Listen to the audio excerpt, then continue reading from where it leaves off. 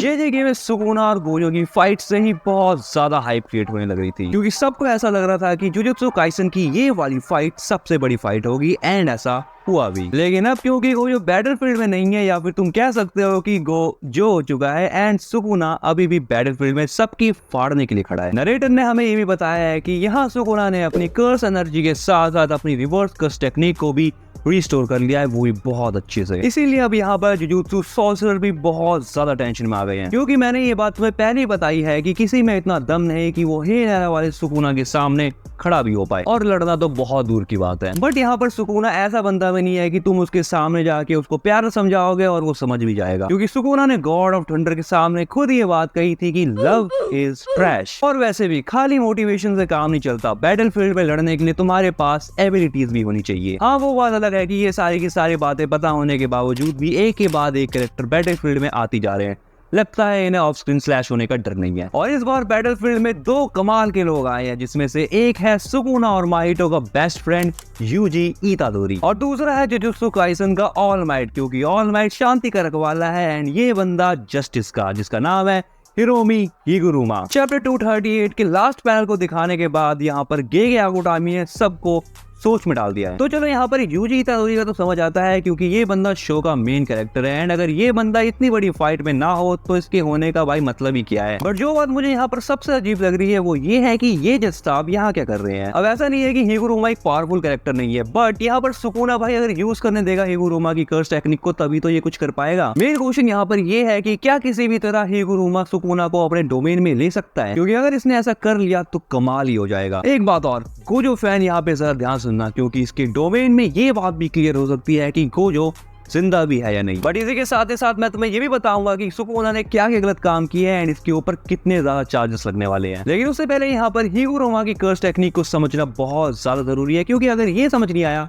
तो कुछ समझ नहीं आने वाला। और मैं जानता हूँ कि तुम इसके बारे में ज्यादा कुछ नहीं जानते, लेकिन टेंशन मत लो, मैं हूं ना। हिरोमी हिगुरुमा की कर्स टेक्निक इसकी डोमेन एक्सपेंशन से रिलेटेड है। हिगुरुमा के डोमेन की एक खास बात यह है कि इसके डोमेन के अंदर कोई वायलेंस नहीं होता, कोई फाइट वाइट नहीं होती, बस बैठ के बातें ही होती है। बेसिकली इसका डोमेन एक कोर्ट रूम होता है, जिसके अंदर जज एक शिकिगामी होता है जिसका नाम है जजमेंट, और हिगुरुमा खुद प्रोसिक्यूटर होता है, जो कि अपने ओपोनेंट से पूछताछ करता है लाइक अ लॉयर। इसके जजमेंट की कमाल की बात यह है कि इसके जजमेंट यानी शिकिगामी को हर एक बात पता होती है, लेकिन ये उन बातों को कभी भी किसी से शेयर नहीं करता। डोमेन में किसी का भी वायलेंस करना या लात घुसे बजाना अलाउड नहीं है, यानी शॉलेट नाम की कोई चीज ही नहीं है इधर। और अगर ऐसा कोई करता है तो वो वापस पोडियम यानी कट घरे में चला जाएगा। और अब फाइनली शुरू होती है बातें, जहां पर जजमेंट अपोनेंट के ऊपर चार्जेस लगाएगा, क्योंकि उसको सब पता है कि अपोनेंट ने कितने गलत काम किए हैं। लेकिन यहाँ पर ओपोनेंट को भी रिप्लाई देने के लिए 3 चॉइसेस मिलती हैं। सबसे पहली चॉइस है साफ मना कर देना, जज साहब मैंने ऐसा कुछ नहीं किया, सब फालतू की बातें हो रही हैं। मतलब यहाँ पर ओपोनेंट अपनी गलती को नहीं मान रहा है, हो भी सकता है कि उसने गलत काम ना किया हो। दूसरा ऑप्शन है कन्फेशन, सर जी गलती मेरी है।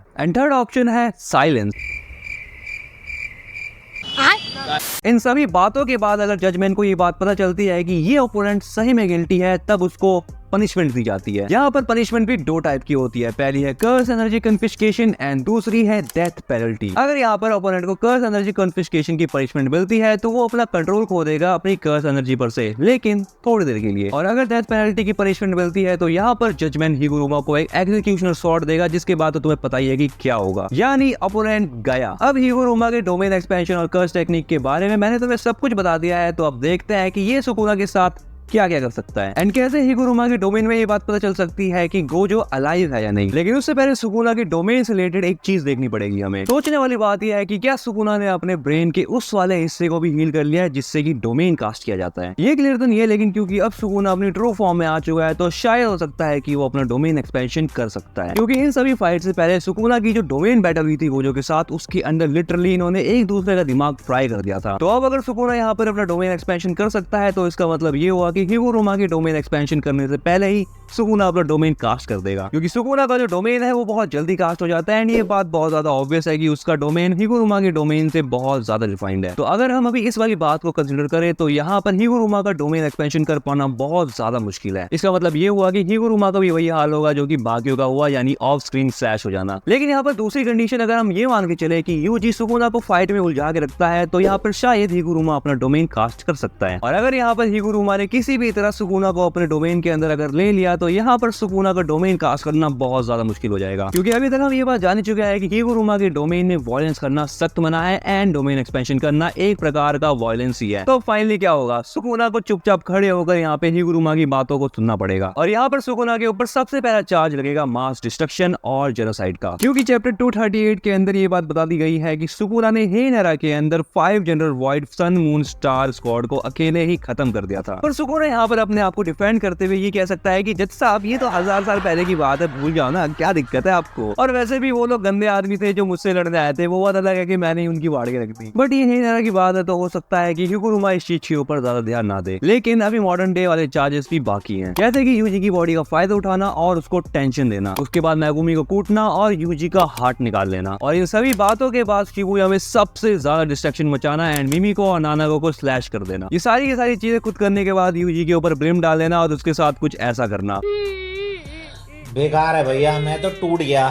बट ये सब करने के बाद भी इसके ऊपर सबसे बड़ा ब्लेम ये है कि गोजो को 1 पीस से 2 पीस में कर देना। तो ये सारे के सारे वो चार्जेस हैं जो कि हिगुरुमा सुकुना के ऊपर लगा सकता है, और यहाँ पर बचते हैं सुकुना के पास 2 चांसेस, या तो वो इन सभी गलतियों को मान ले या फिर मना कर दे। अगर यहाँ पर सुकुना ये बात कह देता है कि हाँ भाई मैंने ही करे हैं गोजो के 2 पीस, देन इसके बाद यहाँ पर जजमेंट असली फैसला सुनाएगा। और अगर यहाँ पर गोजो सच में 2 पीस में बढ़ चुका है देन इसका मतलब ये है कि यहाँ पर जजमेंट सुकुना को गिल्टी बता देगा। लेकिन बड़ी अगर यहाँ पर जजमेंट ने सुकुना को नॉट गिल्टी बता दिया देन इसका मतलब ये हुआ कि गोजो जिंदा है। तो हाँ, इस थ्योरी के अकॉर्डिंग यहाँ पर जजमेंट ही ये बात क्लियर कर सकता है कि यार गोजो जिंदा भी है या नहीं। बट अगर सुकुना सच में गिल्टी निकला देन इसके बाद यहाँ पर जजमेंट हिगुरुमा को एक एग्जीक्यूशनल ग्रेड देगा, जिसके बाद सुकुना के साथ क्या होता है ये बात देखने लायक होगी। मगर यहाँ दूसरा कंडीशन ये भी हो सकता है कि सुकुना एक नया ट्रायल मांग ले। तो ये थी वो सारी पॉसिबिलिटीज जो कि सुकुना और हिगुरुमा के बैटल में हो सकती है। अब यहाँ पे अगर हिगुरुमा सुकुना के साथ डोमेन के बाहर बैटल करता है तो वो ये काम अकेले नहीं कर सकता, उसको यूजी की मदद लेनी पड़ेगी। डोमेन के बाद हिगुरुमा अगर अपनी एग्जीक्यूशनल ब्लेड से सुकुना के ऊपर हमला करता है तो यहाँ पर सुकुना को बहुत ज्यादा प्रॉब्लम होने वाली है, क्योंकि सुकुना को यहाँ पर ये बात पता है कि अगर उसको गलती से भी ये ब्लेड टच हो गई ना तो सुकुना का काम खत्म। एनीवेज यहाँ पर गोटामी को अभी तक हर कोई जान चुका है कि वो ऐसा काम नहीं करने वाले, क्योंकि यार ऐसा हो ही नहीं सकता कि यार मेन कैरेक्टर आया और सुकुना को उसने आराम से डिफीट कर दिया। बट हाँ, यहाँ पर उल्टा ये चीज हो सकती है कि यहाँ पर अपना मेन कैरेक्टर यूजी इतादोरी ही निपट ले। मुझे भी यहाँ पर ऐसा ही लगता है कि यार ऐसा हो नहीं सकता कि यूजी और हिगुरुमा अचानक से आ गए